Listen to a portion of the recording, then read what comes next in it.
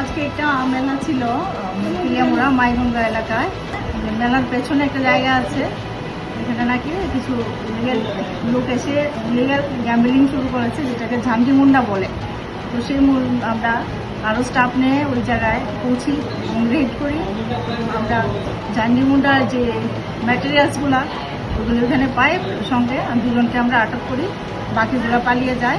কিছু টাকাও আমরা ওখান থেকে নিয়ে আসি, প্রপার সিজ করি আমরা এগুলো। বর্তমানে তারা আমাদের পুলিশ কাস্টডিতে আছেন দুজন।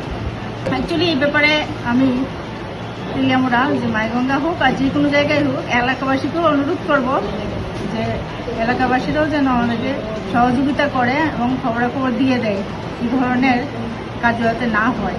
সবাই মিলে আমাদের সাকসেস হয়েছে আমরা ধরতে, কিন্তু বাকিগুলোকে আমরা ধরতে পারি না। তো আমার বিশেষ করে ওই এলাকাগুলোর লোকজনদেরকে খুব প্রচণ্ডভাবে অনুরোধ, আপনারা যেন আমাদেরকে সহযোগিতা করেন আগামী দিনের জন্য। নমস্কার।